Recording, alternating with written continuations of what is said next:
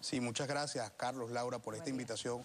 Nosotros en principio estamos iniciando un ciclo de foros y mesas de trabajo con el objeto de desarrollar esos criterios para poder establecer las estructuras de costos para cada sector. Aquí tenemos una gran incertidumbre de cómo son las fiscalizaciones que está practicando el SUNDE, y por eso hemos invitado también a funcionarios del SUNDE. ¿Ya comenzaron esas? Comenzamos el día 20 de febrero de este mes. Digo, las fiscalizaciones de Sí, sí, claro que sí, además públicas y notorias. Han comenzado incluso con la presunción de delitos como el acaparamiento. Hace poco tuvimos una experiencia de un comerciante que tenía una nevera donde la nevera lo que sostenía era las devoluciones.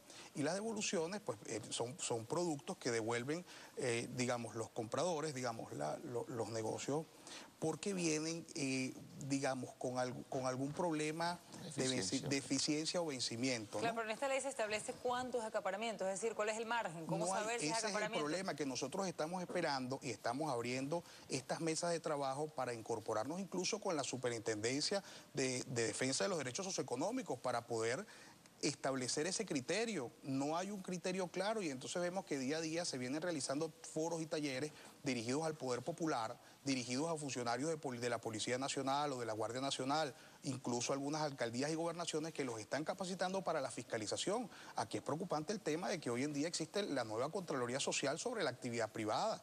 Es decir, los consejos comunales fiscalizando un negocio. Ahora, ¿bajo qué criterios y bajo qué parámetros? Aquí lo importante es que nosotros estamos tratando de abrir un espacio para la discusión, el análisis y la concertación de ideas para poder prevenir. Claro. Porque el problema es que no podemos saber cómo prevenir si no tienes las reglas claras. Claro. El reglamento no está aún, ¿no? Sí. Está la ley, aún no hay reglamento. Sin embargo, ayer en Gaceta Oficial quedaban claros algunos parámetros a propósito de lo que se podía considerar dentro de la estructura de costos y lo que no.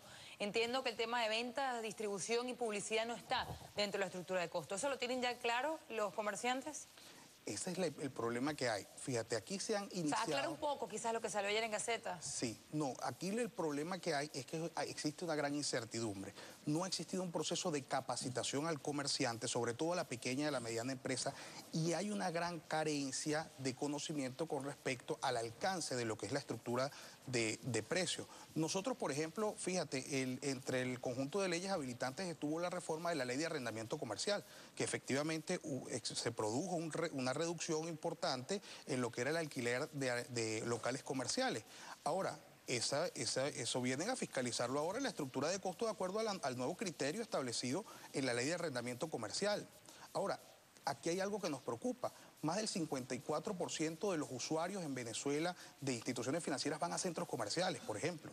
En los centros comerciales hemos evidenciado que no es sostenible en el tiempo esta medida porque digamos, el arrendatario, el comerciante, no puede pagar más del 25% del alquiler. Un alquiler que fue fijado en un promedio de 15.000 bolívares para un local, digamos, con una dimensión interesante, y se hace insostenible en el tiempo. Por ejemplo, el mantenimiento de los sanitarios, de los ascensores, del sistema de seguridad. ¿Y eso está contando dentro de la estructura de costos? Eso no está contando dentro de la estructura de costos. Ahora, ¿cómo establece, Félix? O sea, como un funcionario que está siendo formado en apariencia, por lo que dices, como que a la carrera, un guardia nacional, un policía nacional, un funcionario de la superintendencia, ¿cómo establece cuál es la ganancia tope máxima, cuál es la ganancia mínima que puede obtener un comerciante?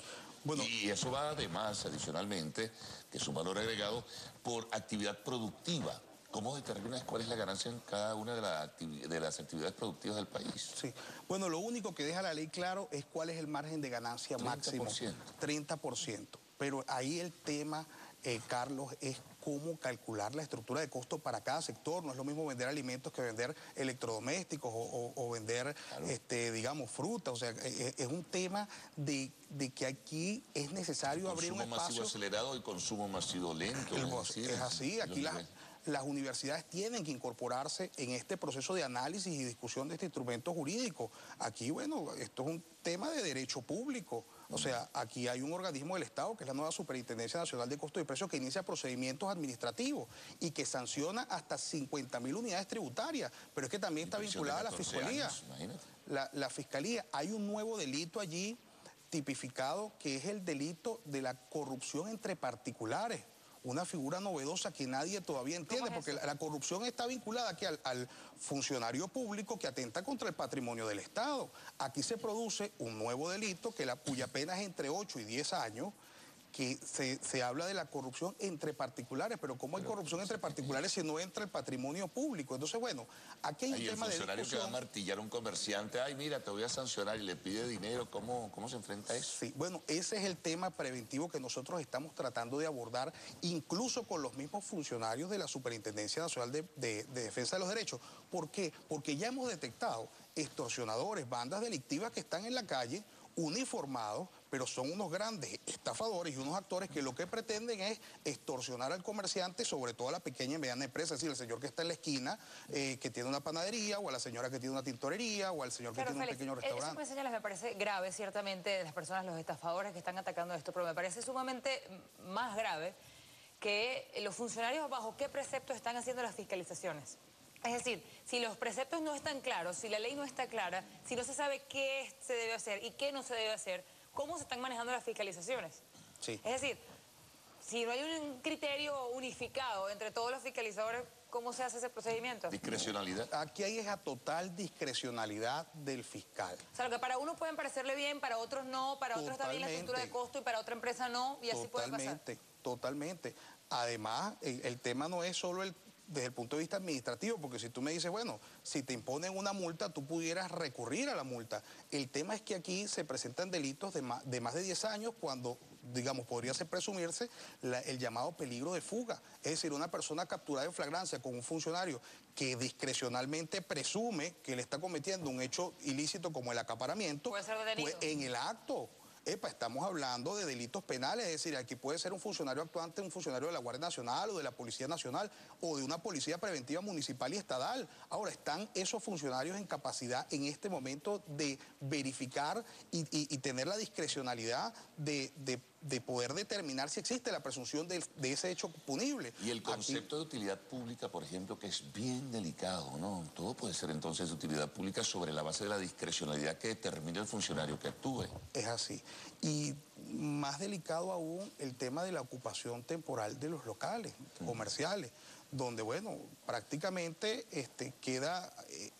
es sacado el comerciante del negocio y asume el Estado el control. Ahora, ¿cuál es ¿Hay un pago? ¿Eso se establece dentro de la ley? No hay un pago. Es la ocupación y el manejo de la misma sociedad mercantil. ¿Y en el caso de la ocupación y en el caso de expropiación? La expropiación es distinta. La expropiación sí existe, porque tendría que existir un decreto. Legalmente, ¿no? Legalmente. Ahora, una cosa es la formalidad de lo que ha pasado durante y otra cosa es el pago. ¿A quién se le ha pagado? A muy pocos.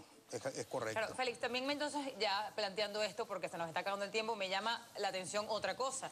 Tú estás planteando acá un foro que es cómo prevenir las sanciones de la nueva ley de precios justos. Y te pregunto, ¿cómo se hace eso?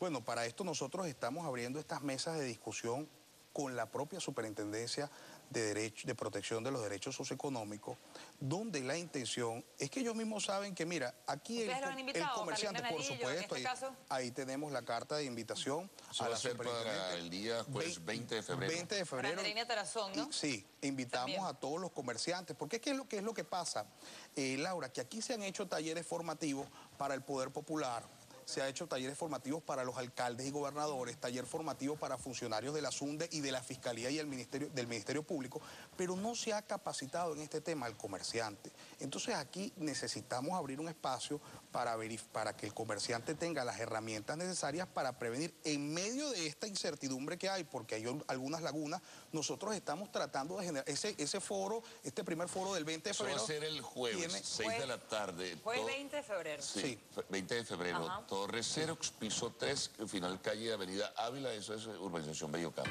Los cupos son limitados, así que habría que ver un número de contacto, una página web para que la gente pueda consultar. La página web por donde pueden reservar los cupos y recibirán su confirmación es www.amprocom.org y nuestra cuenta en Twitter es @amprocom. Bueno, muchísimas gracias, Félix. Gracias.